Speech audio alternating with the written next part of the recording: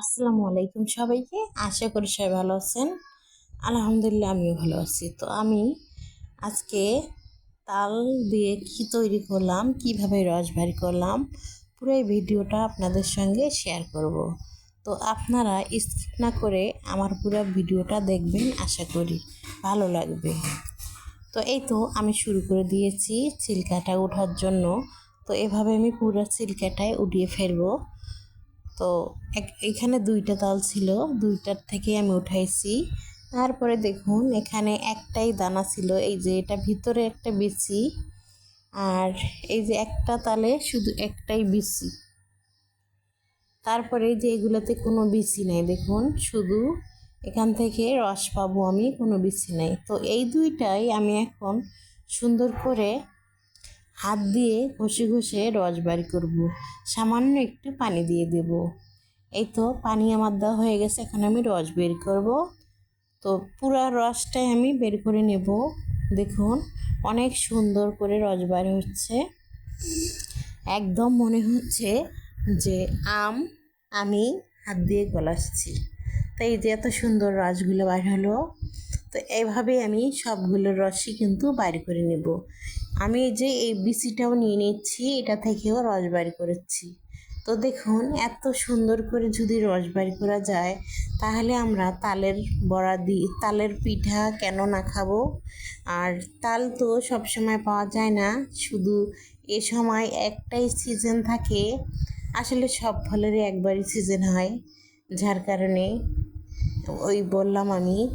তারপর দেখুন এখানে আমি সব কিছু নিয়ে এসেছি, মনে হলো একটু যে আঁশ আসছে। তো এটা এখন আমি সুন্দর করে একটা ছাঁকনিতে দিয়ে দিচ্ছি। এই তো পুরা রসগুলো আমি এখানে দিয়ে দিলাম। দেওয়ার পরে এখন সুন্দর করে আমি রসগুলো এটা থেকে পরিষ্কার করে নিয়ে নিচ্ছি। এই যে দেখুন অনেক সুন্দর, মানে শুধু লিকুইডটা পড়তেছে, আর যত ময়লাগুলো উপরে ভিতরে আটকায় যাবে। তো এই যে দেখুন এগুলো হচ্ছে ময়লা আটকায় গেছে।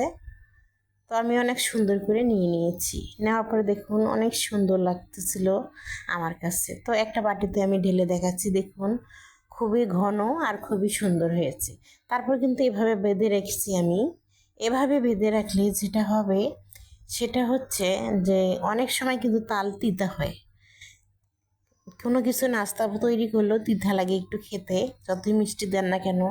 এভাবে যদি আপনারা বেঁধে রাখেন রসগুলোকে, একটা সুতি গামছা কিংবা ওড়না, ওটার ভিতরে বেঁধে রাখলে এই যে এই পানিগুলো পড়তেছে, এগুলো হচ্ছে তিতা পানি। তো আমি এভাবে রাখলাম, রাখার পর অল্প একটু আমি এদিকে গামলায় রেখে দিয়েছিলাম। ওইখানে আমি একটুখানি আটা দিয়ে দিচ্ছি। ওই আটাটাই আমি সুন্দর করে এখন লবণ দিয়ে একটা চাপটির আকারে ভাজবো। তো আমি কিভাবে ভাজবো ওটা অবশ্যই আপনাদেরকে দেখিয়ে দেব। আর এখানে আমি চিনি দিইনি, তো আপনারা যদি চিনি খান তাহলে চিনি দিতে পারেন। আর এটা আমি আটা দিয়েছি, আপনারা খুব কষ্ট হলেও চাইলের গুঁড়ি দিয়ে তৈরি করবেন, তাহলে খুবই সুন্দর হবে খেতে এবং রান্নাটা তৈরি করতে। তারপর এখানে একটা কলাপাতা নিয়েছি আমি, উপরে একটু তেল মেখে নিচ্ছি অল্প করে।